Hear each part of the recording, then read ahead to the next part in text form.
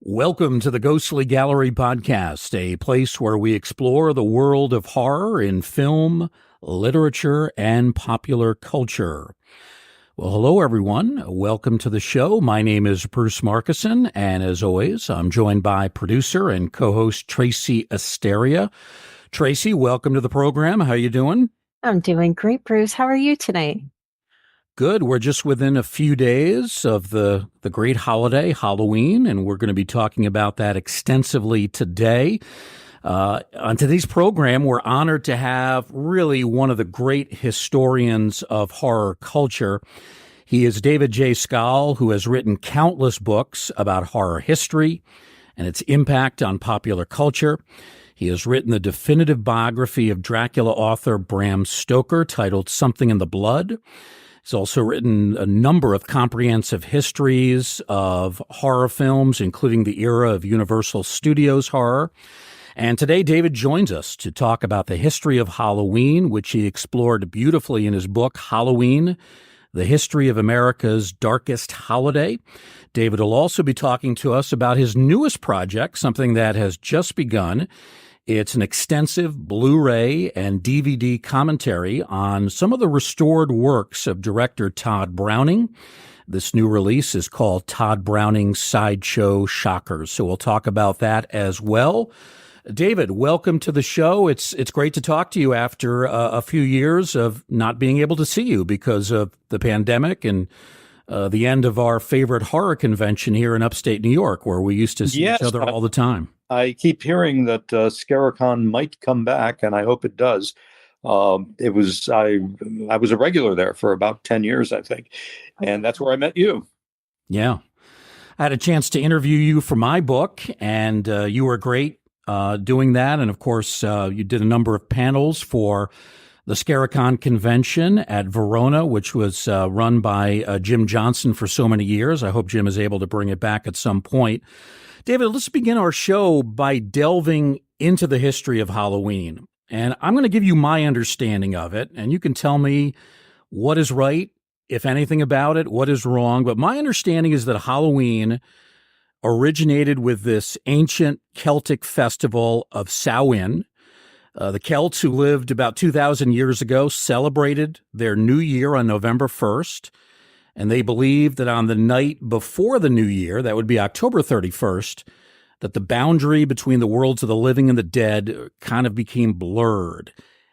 Is this correct? Do I have anything wrong or anything right here? No, you basically have it right, but I think it goes even deeper and further back than that. I think we can trace some of the roots of Halloween back to the Roman festival of Saturnalia, which also influenced Christmas. And, of course, we know that Halloween is the nightmare before Christmas. And holidays tend to be very literally movable feasts. They inform each other. They overlap a lot. But Halloween, as we know it today, seems to come from Scotland and Ireland, and has definitely Celtic roots. And the Druids didn't leave us any written accounts of their activities and their festivals. So we infer a lot of it. But definitely, the time of the harvest, historically and traditionally, has always been a matter of life and death. If the harvest doesn't go well, you can forget about it. So it's not surprising that various kinds of celebrations and rituals would arise to recognize this fact, and it's kind of been literalized into, well, this is a time when we can be in contact with the other side, not we may be on the verge of going to the other side.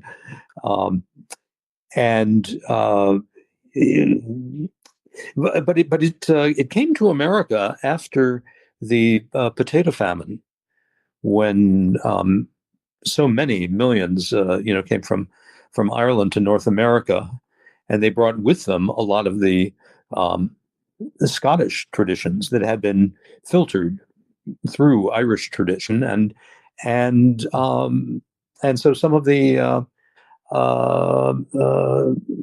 the history of pranking, for instance, the history of begging for food, which goes back quite a ways. I mean, we see in Shakespeare, in the play Two Gentlemen of Verona, a character refers to beggars at Hallowmass. And most holidays, have something to do with food, or the exchange of food, or rituals involving food, and Halloween is no different. But the kind of pranks that went over fairly innocently in rural Ireland and Scotland did not go over so well in urban America of the late 1800s. The potato famine was in the late 1840s and early 50s.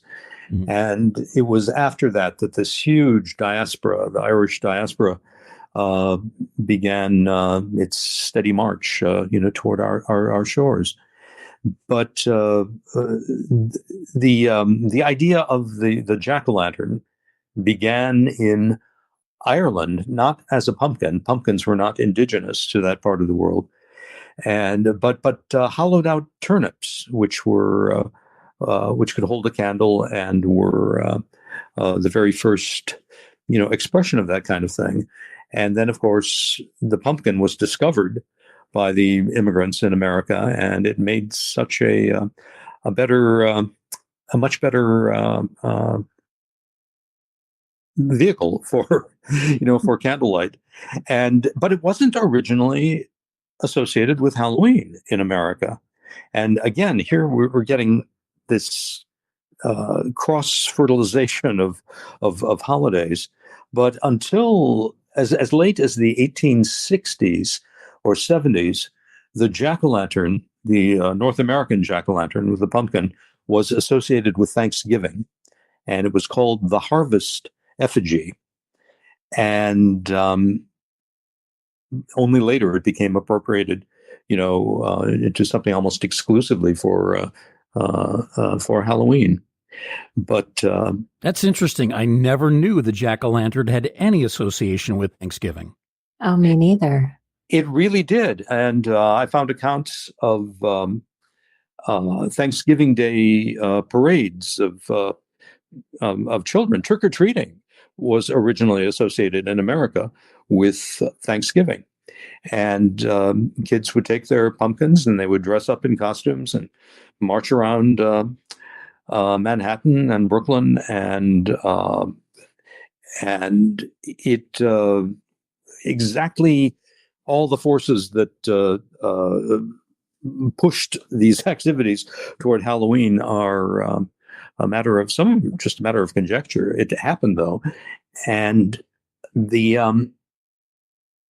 so it's been it's been going ever since. The idea of trick or treating, the phrase trick or treat, does not appear anywhere in print until the late 1930s, maybe as late as 1940.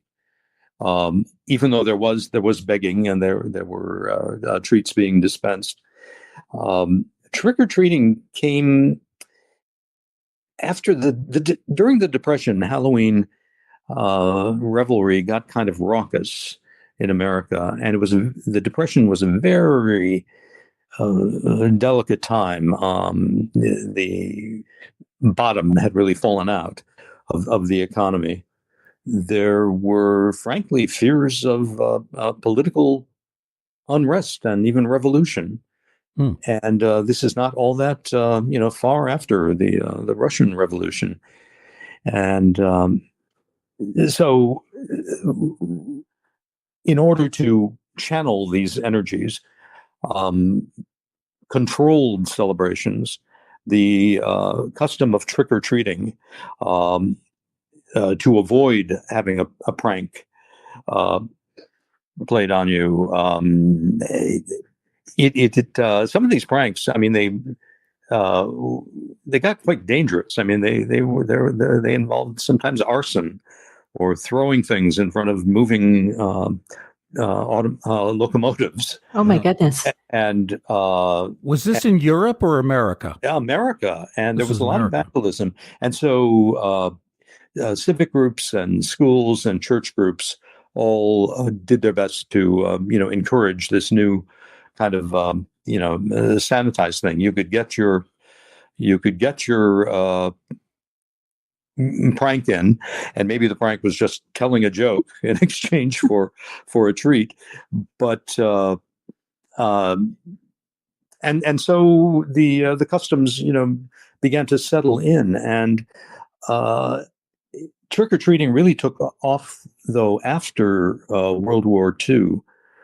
There was sugar rationing during the war, of course, and in the 1950s, the the great candy manufacturers really were given a new lease on life by the new abundance of sugar and disposable income and all kinds of things.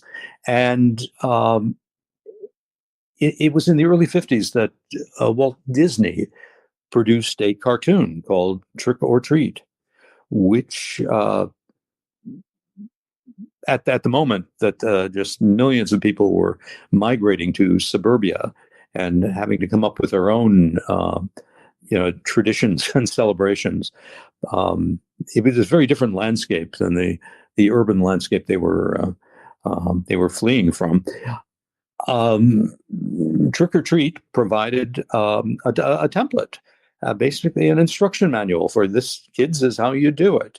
And Huey, Dewey, and Louie, and their Uncle Donald, and a local witch. Basically, it was a major milestone in the transformation of Halloween into this major economic juggernaut. I mean, it just keeps getting bigger and bigger and bigger every year. Oh, David, wow. what about the practice of wearing costumes, masks? Does that go as far back as Celtic times, or is that more recent? We don't have many records of that. We know that at least we can go back as far as the Victorian era, and Queen Victoria herself had Halloween celebrations at Balmoral Castle in Scotland, and there are accounts of costumed revelers and imps and devils and things like that. Uh, Masquerade, of course, has a long, long tradition, and that goes back to Saturnalia and to classical times. And there hasn't been any. There's not a direct line anywhere in the history of any of our holidays. They're constantly zigzagging and intersecting and influencing each other. And people a few hundred years ago would not recognize, what we're doing now in America on October 31st. Oh, wow. I'm from Canada, and I'm just wondering, has any of your research involved any Canadian traditions that you might want to be able to share? Yes, I happened to be working. I was teaching at the University of Victoria Oh, one wow. fall session, and was just delighted to see some of the traditions that had been imported from England to Canada, but not to the States. Bonfires, for instance, were everywhere. Fireworks, and this goes back to Guy Fawkes Day. The gunpowder plot, and that almost toppled Parliament back in the 1700s. Set in motion its own kinds of celebrations and effigies and costumes, and that Guy Fawkes mask that you sometimes uh, see or don't recognize as a Guy Fawkes mask. But it's Is that the one from the movie V is for Vendetta? Is that the Guy Fawkes mask? I think it is. Yes, it's appeared so many different places, but it's very disturbing. It is, and all the reason more for it to show up, and now, like in places like Southern California and the Southwest part of the United States, the Mexican Day of the Dead is also cross fertilizing with Halloween, and there's often a blend, of these celebrations. I'm about ready to go to. I'll be celebrating Halloween in Spain this year. Oh, wow. One of my book, The Monster Show, is having its 30th anniversary edition come out next week in Spain, and so I'm going to San Sebastian and Madrid and Barcelona.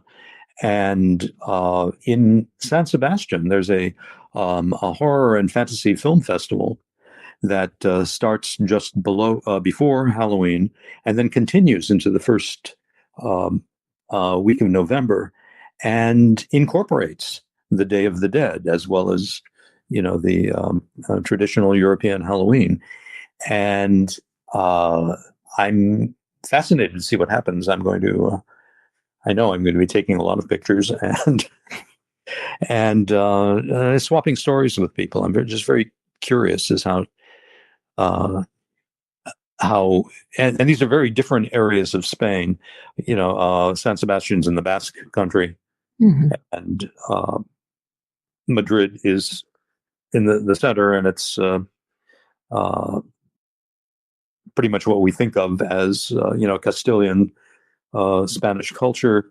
And then Barcelona,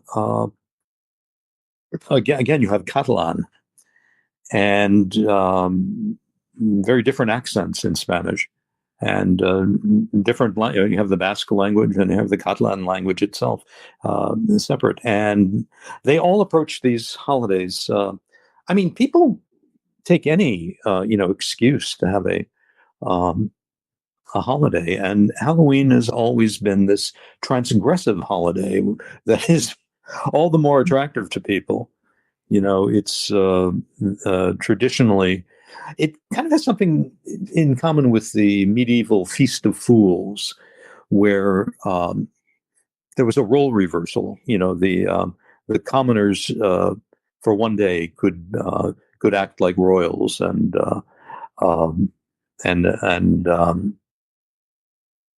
blow off steam, basically. Right. And that happens at Halloween as well today. And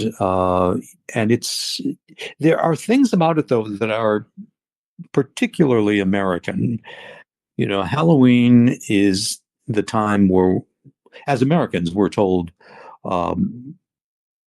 we are basically unbound. We can become anyone we want or anything we want, and in real life we can't.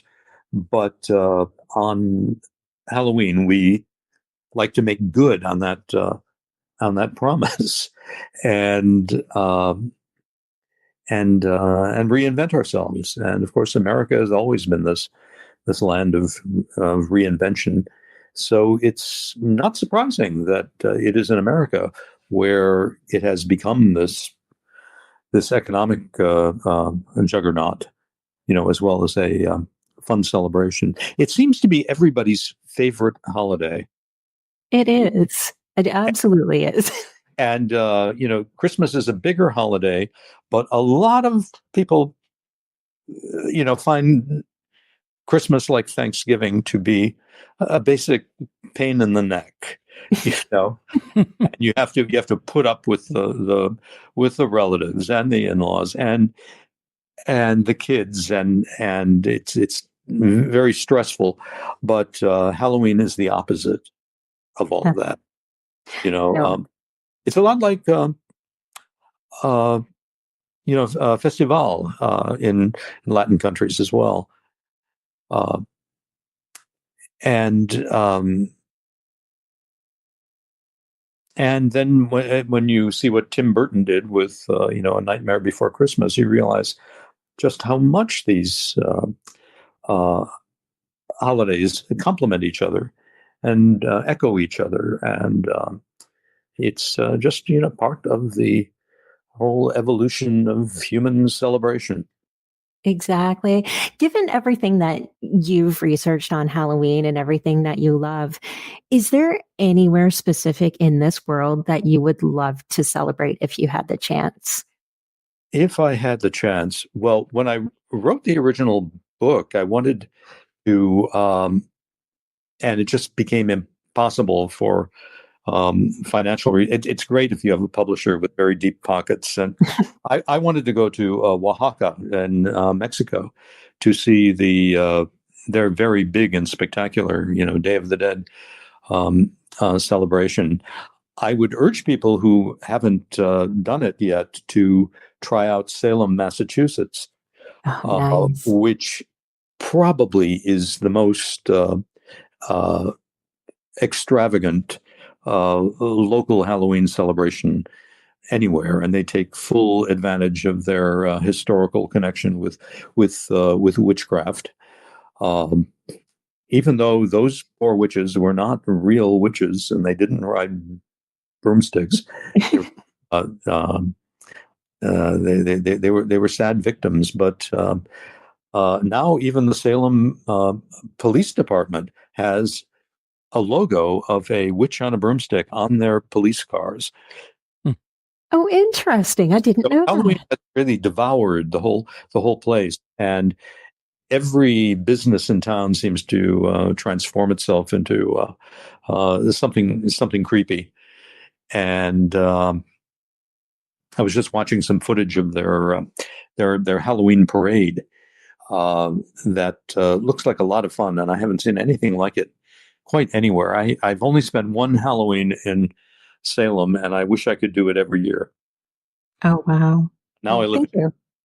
in What about a place like New Orleans? Have you been there, and have you been there at Halloween time? I have not, but I assume Halloween there takes on much of the personality of Mardi Gras.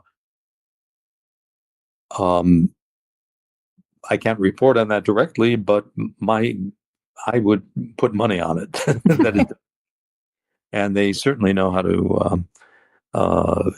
I know when Anne Rice was still living in New Orleans in the Garden District, she would open her mansion for a big Halloween celebration, and St. Charles Avenue from the Garden District to the French Quarter must have been something to behold.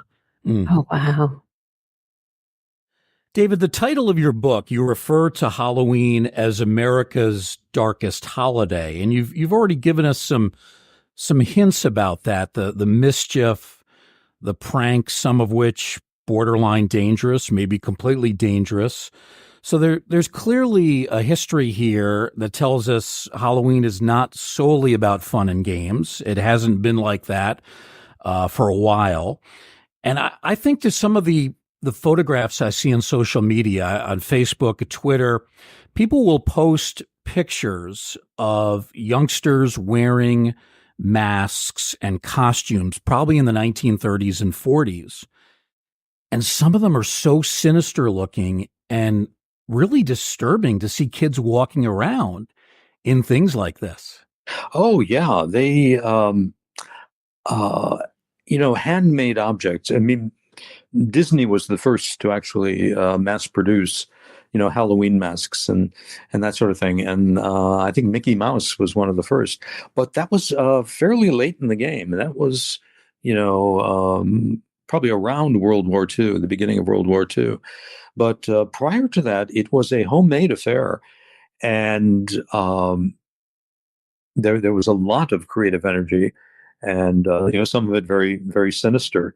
And I absolutely agree. Go back and look at antique photo postcards of how Halloween was celebrated in the early part of the 20th century, and um, lots of inspiration. If you're tired of the overly corporatized, version of Halloween we seem to fall back on so easily today. When you were growing up, if I'm not mistaken, you were from Cleveland, Yes. I believe. So when you were young, let's say 7, 8, 9, 10, and you went trick-or-treating as a child, did you really enjoy dressing up? Did you like wearing the scary costume? Was that part of your deal? No, it was the candy. No, I always, I always looked forward to it because of the candy and all the, the running around and looking at other people's costumes. But I always procrastinated, and I always never did the kind of Halloween costume that I probably would do today. Yeah. But now that I'm always on the road on Halloween, I never get to. I'm always in in giving a talk to an audience, or people often say, "David, what are you going to be, for Halloween this year?" And I say, "Well, I'm going to be the most terrifying monster of them all, a talk show guest." And talk shows have been, supplanted by podcasts, and here I am. I spend the second half of October basically doing back-to-back talks about Halloween and monsters and whatever people want to dig out of me. By the way, you do a very good imitation of Boris Karloff. Well, thank you. I've heard you do that in other places, and you're pretty much spot on. Well, thanks. I did it for Boris's daughter, Sarah Karloff, and she approved it. So I felt very empowered to go out and do it perhaps more often than I should. Yeah. One of the points that you make in the book is about some people, very strong fundamentalists, who I guess even today decry Halloween, say that it's blasphemous, sacrilegious. Tell us a little bit about that phenomenon. Yeah, I remember I once was a Halloween spokesman for Universal Studios Florida, and they sent me around the whole state, just doing one radio show after another. And they booked me into one that was a Christian fundamentalist radio station. And I don't think the interviewer knew what to expect, but I really didn't expect the kind of full-throated denunciations I was getting. I mean, I was basically accused of being a devil worshiper, and Really? and it was a little unnerving.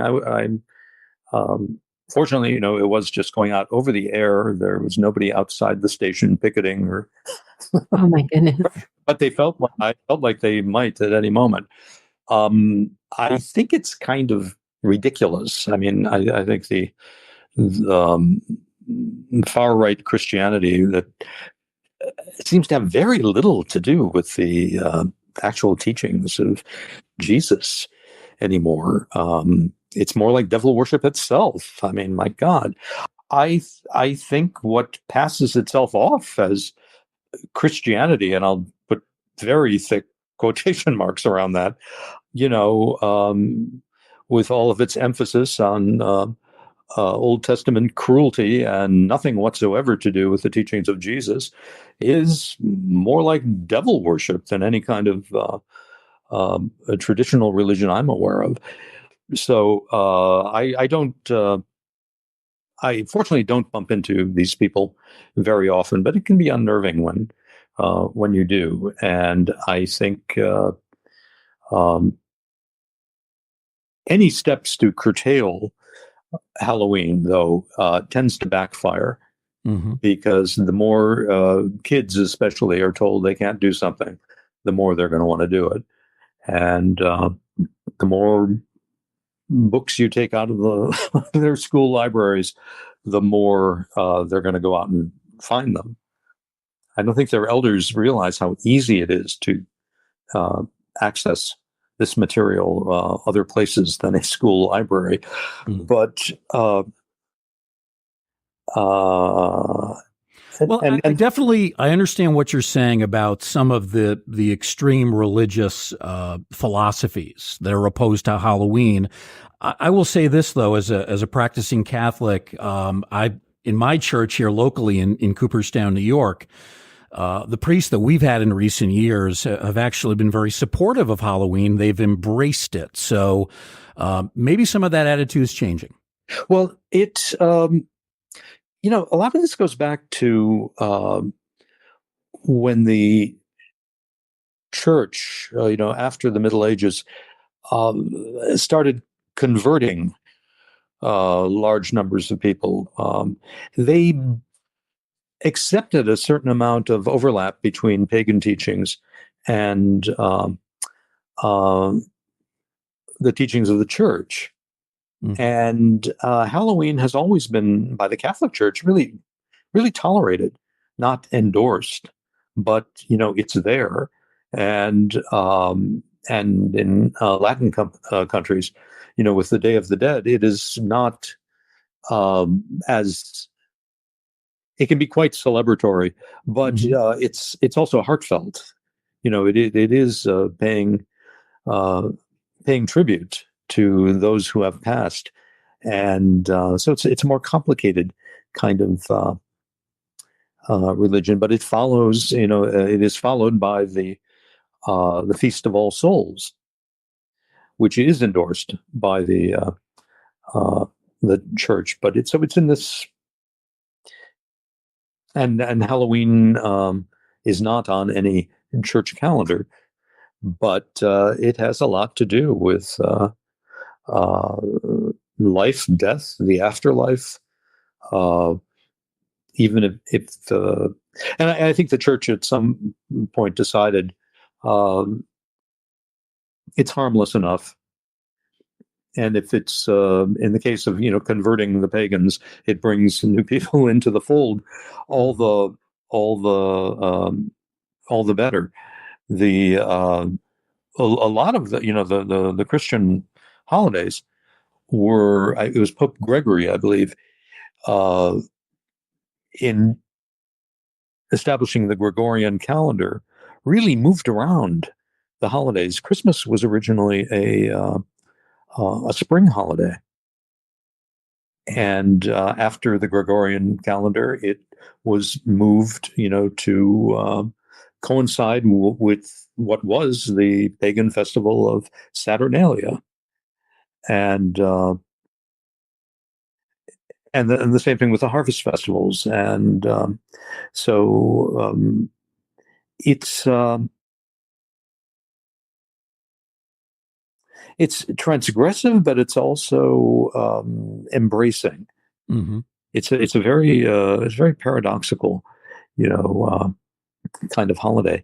Yeah. And it's hard to get a hold of, just what is, Halloween, and or what is any other, holiday, because it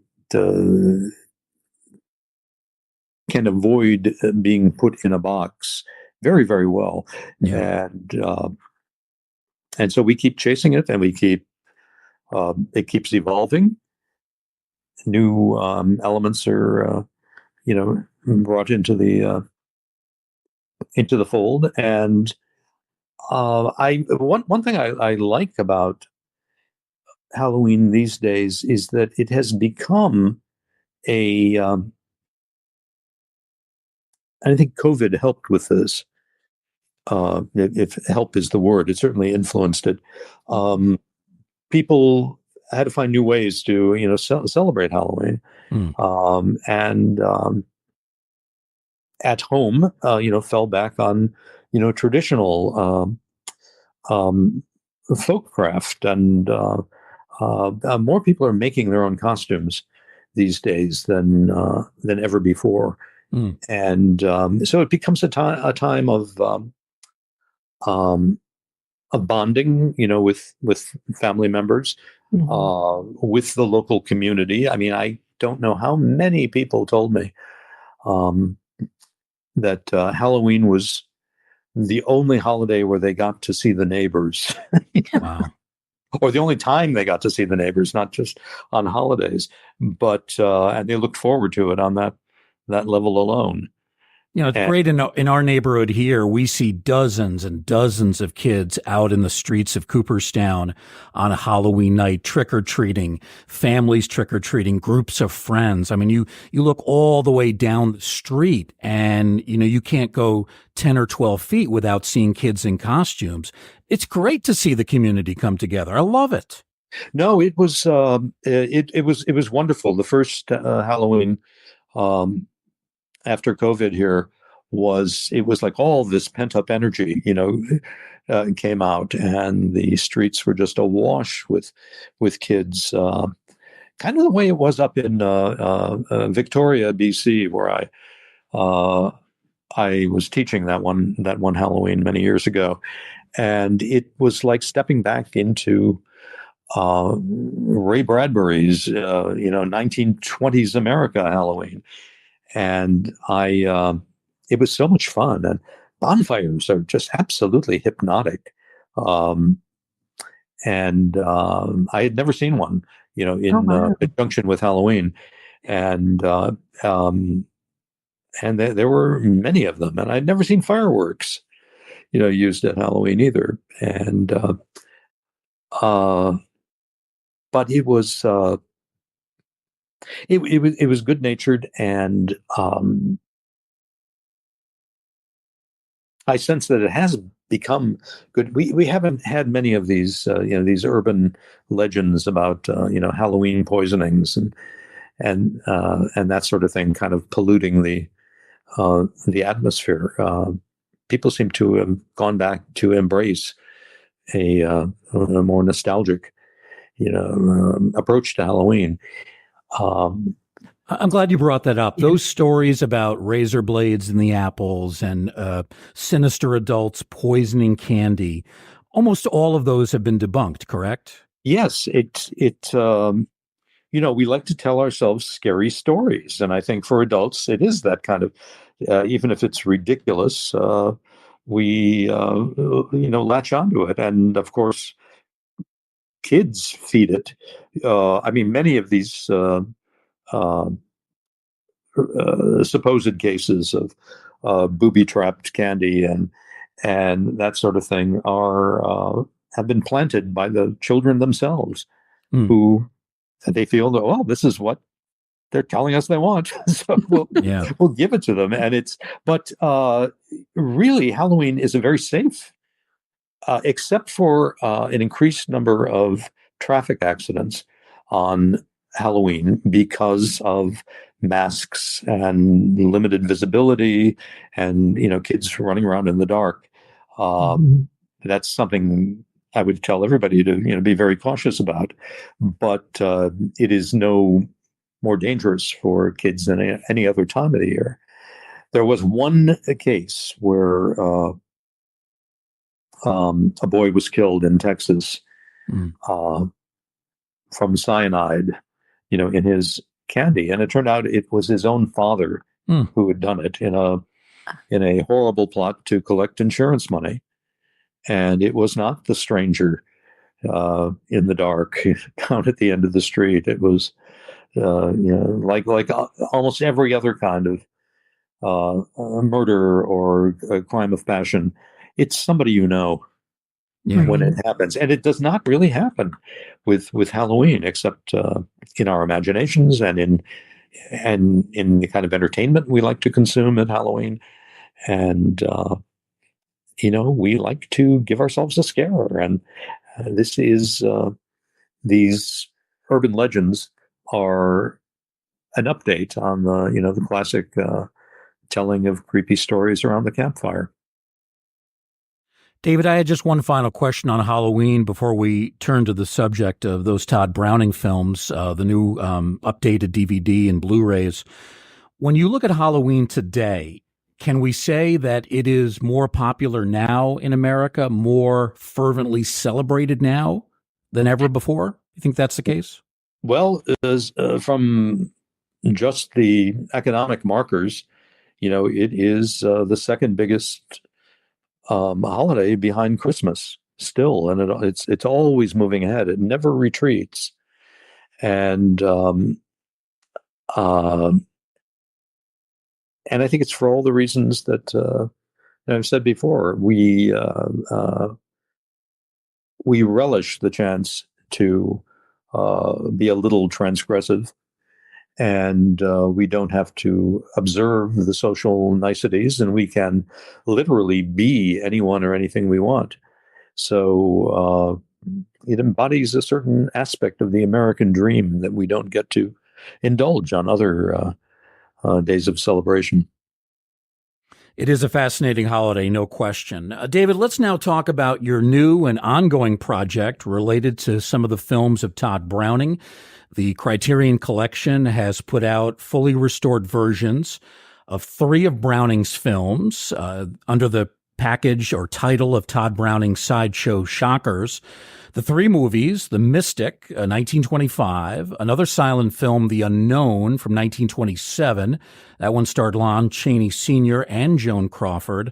And then probably the most well-known of the 3, Freaks, from 1932.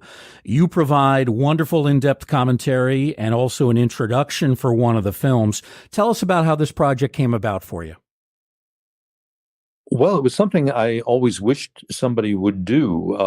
I did back in 2004, Warner Home Video asked me to do really at the last minute, asked me to do a commentary track for the first DVD release of Freaks.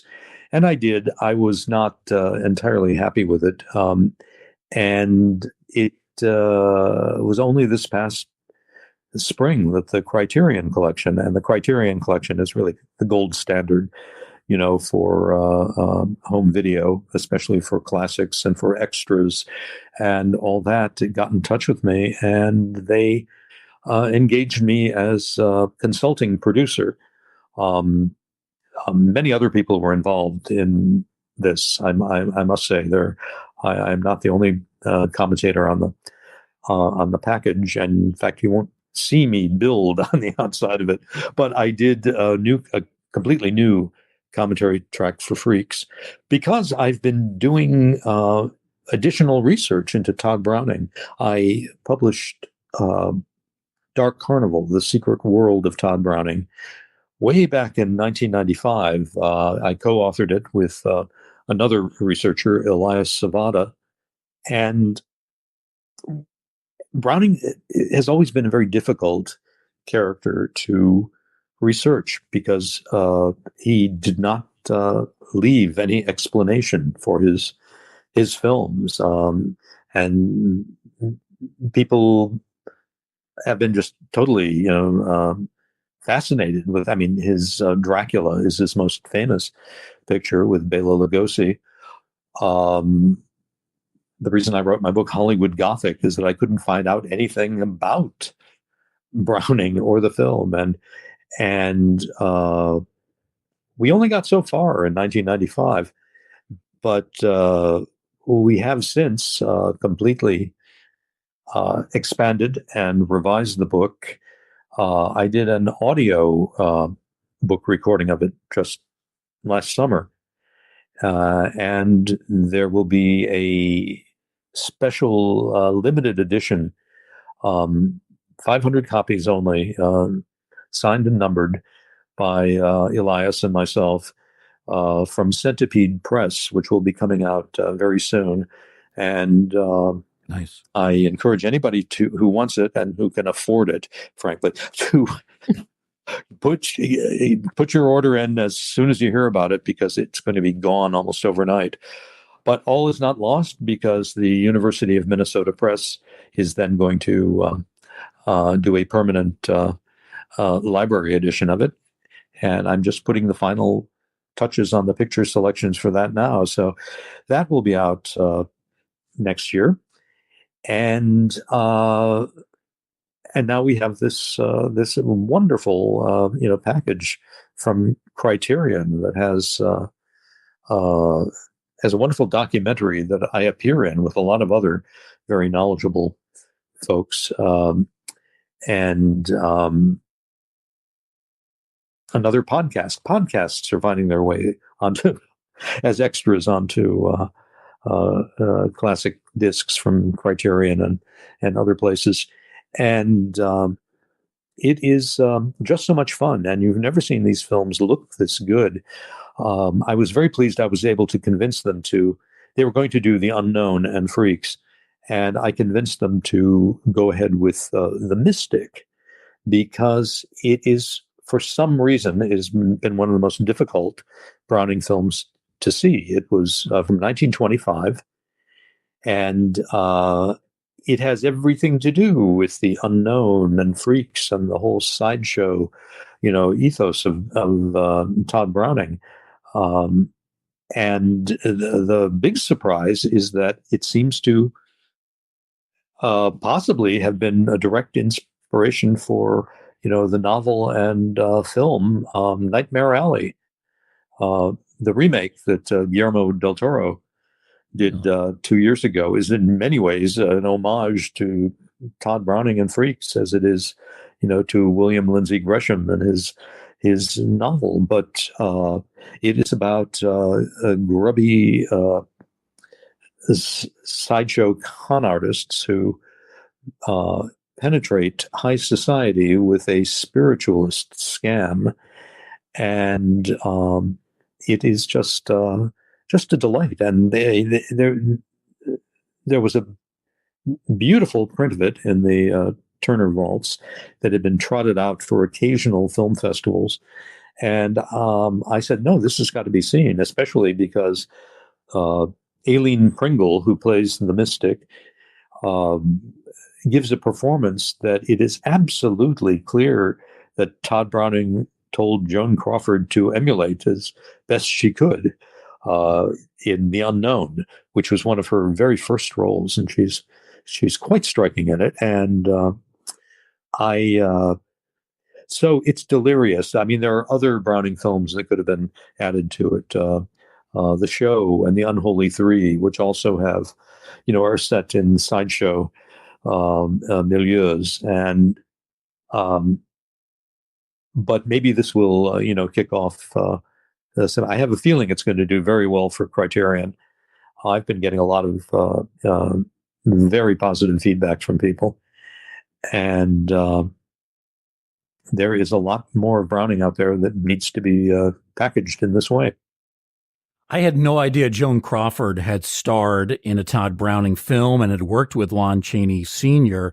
Now, The Unknown, would you call it a horror film, or is it? It is. It has a Grand Guignol aspect to it. In fact, it's very much like the plays that the Parisian Grand Guignol, the theater of horrors, did in the early part of the 20th century. And these usually had some just devastatingly, brutal twist at the end of them.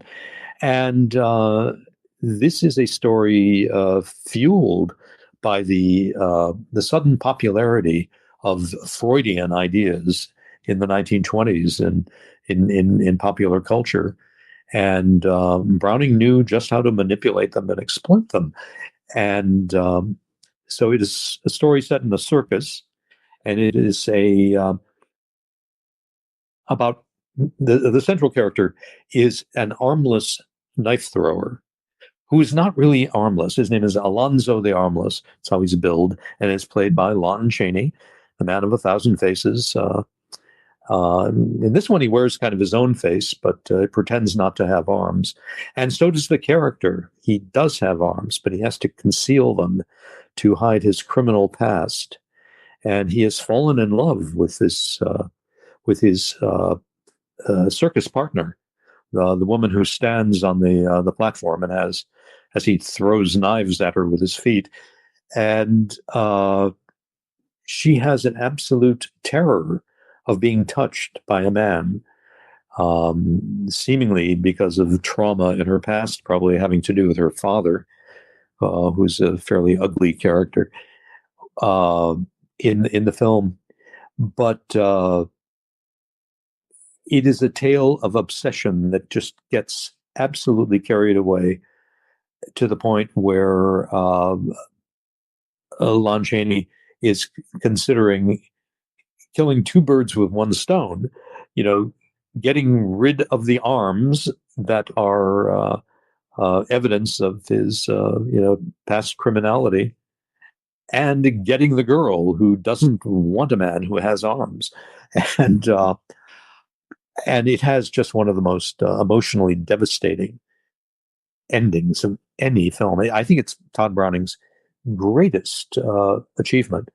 He was really, he may be more famous to modern audiences for his talkies like Dracula and Freaks, but these films, both the talkies, show that he was uncomfortable with sound. He was by nature, he was a self-taught creation of the silent cinema. And The Unknown is really, I think, him and Lon Chaney just at the absolute top of their forms. And this new restoration includes 10 minutes of footage that nobody's seen before. They were tucked away in a archive in the Czech Republic, and finally put together last year, and premiered in Europe, and now for video by Criterion. And interesting. It is. I've introduced many screenings of this film, and it's always fun just to watch the audiences. They cannot believe what they're watching. No, that's not going to happen. He's not going to do that. And then the ending, their jaws are on the floor, and it just shows you that silent films were much more capable of much more nuance and dramatic craft than we sometimes give them credit for. The critics hated it. They just thought this is too much. Every film that Browning and Chaney did was too much for the critics as their partnership went on. But audiences couldn't stay away from it. What about with the new release of Freaks? Is there additional footage that's been restored, added there? There isn't, but the end credits, which have been missing for ever since the 1940s, were beautifully recreated on prints that have been seen in recent years. You don't see who wrote the thing, who photographed it, who edited it, and so that has been reinstated. It looks better than it's ever looked, and it's high resolution Blu-ray incarnation. But there was a lot cut out. I mean, almost a half hour was cut out.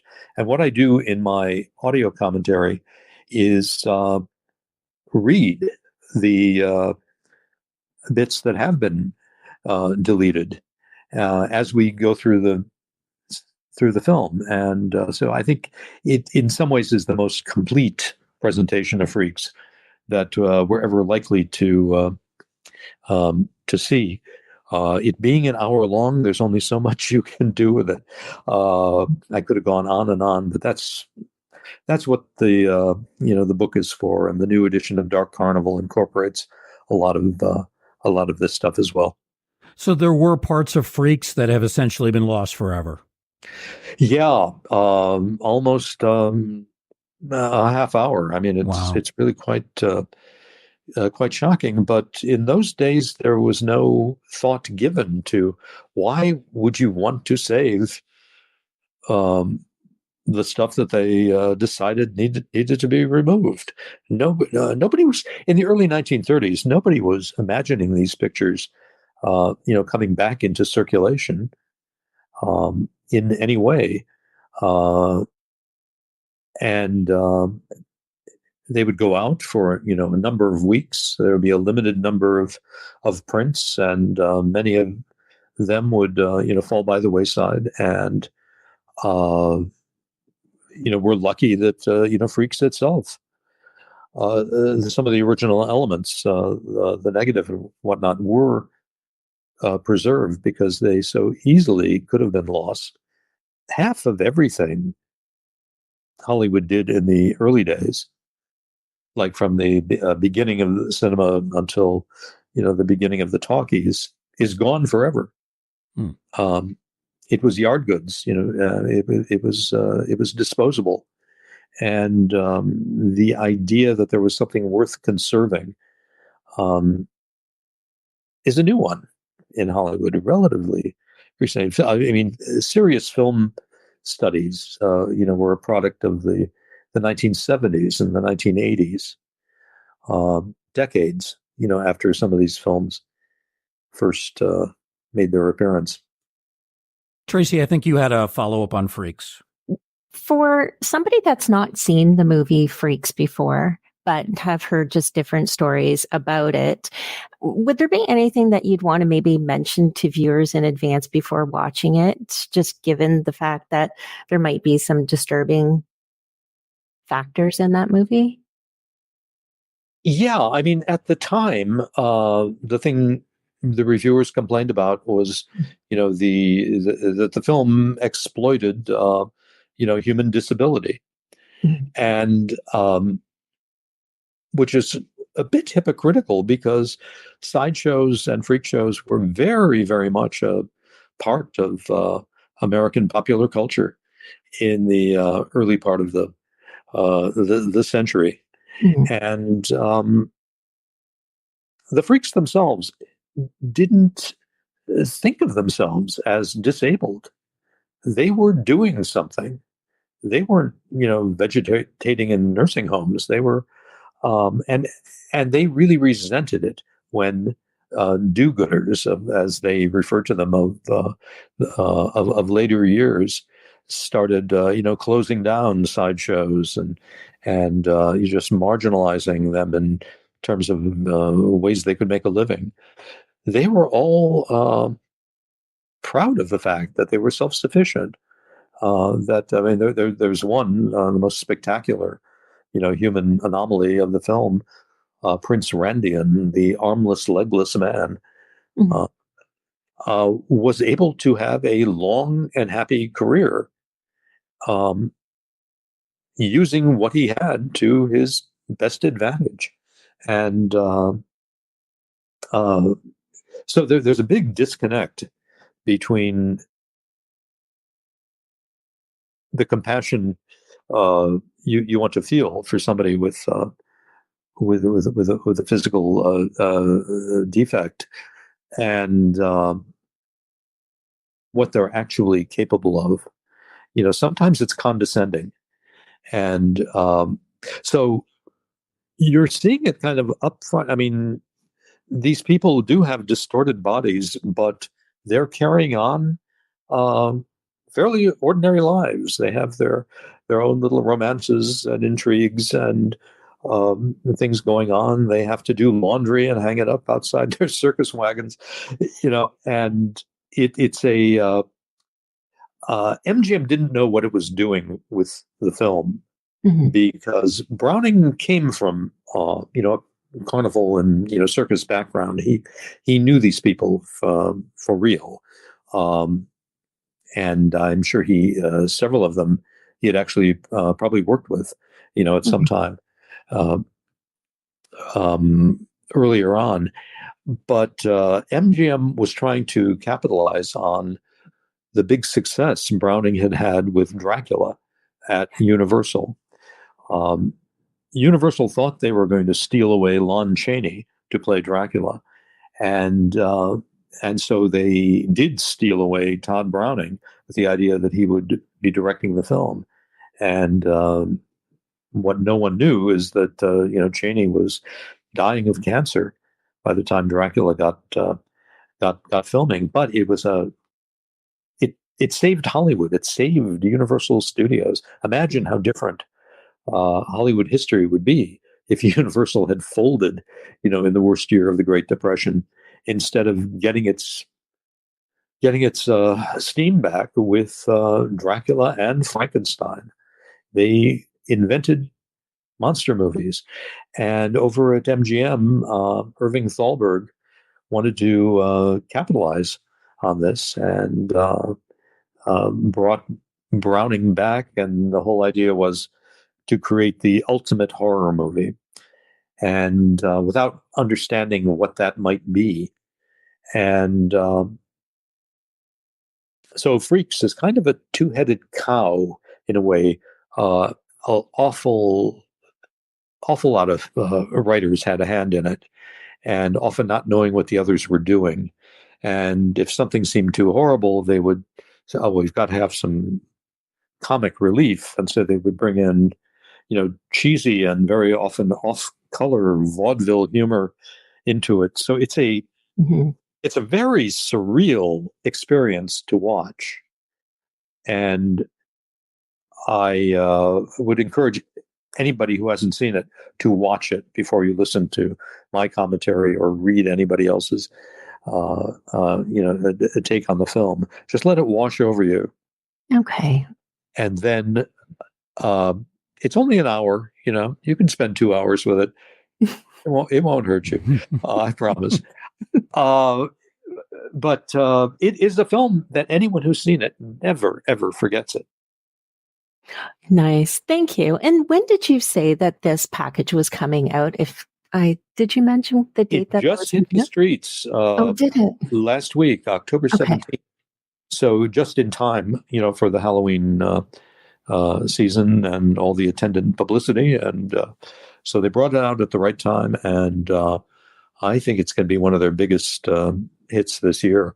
And it was just, I'm honored to, that they thought to ask me to be a part of it. And I don't know, I think I'm going to be retiring from Todd Browning and Dracula both soon. I've done so many books. I've revised so many books. I've done all that. There maybe one or two tricks up my sleeve yet, but I would like to see what a new generation of film commentators and historians make of these films. I've done my best to bring them out of the shadows and bring new attention to them, and I'm very pleased that I've done that. The package of new releases called Todd Browning's Sideshow Shockers, produced by the Criterion Collection. You can go to their website to learn more and to purchase the DVDs and the Blu-rays. Our guest has been the great David J. Skal, one of the best, if not the best, horror historians around. He has written many books, including Hollywood Gothic, The Monster Show, Dark Carnival, V is for Vampire. That was the first David book that I read. Halloween, of course, The History of America's Darkest Holiday, Something in the Blood, Fright Favorites. There are many others as well. David, as always, it's wonderful to talk to you. Thank you for being with us. Thank you, and have a great Halloween. I'll be spending mine, sitting on a plane, 12 hours on a plane. But I'm sure you'll be having a great time. Well, best of luck to you on your time in Spain. I assume a couple of weeks will cover it for you there. Yes. Well, I'd like to stay forever anytime I go to a wonderful place like this. Yeah. But I'll be back, and I'll be posting about it on Facebook. And next year, I really will dress up for Halloween. I had something ready to go. That was before this chance came up. But I will maybe I'll put it on and put a picture on Facebook. But we'll show it to the neighborhood kids next year. Very good. Well, have a great and a safe trip to Spain. I hope things go well there for you. Again, our guest has been the terrific writer, historian, author David J. Skal. We thank David for being with us. We thank Tracy as well for co-hosting and producing. Happy Halloween to you, Tracy. Hope your day is a good one. Have you settled on a costume, by the way? Have not yet, but still working on it. Fingers crossed. All right, I'm going to go as Frankenstein for what it's worth. I'm going to stay traditional Universal Studios Frankenstein from 1931. Thank you, Tracy and David. We thank all of you for joining us, listening in on this Museum of the Macabre, and we hope you'll join us next time right here in the Ghostly Gallery.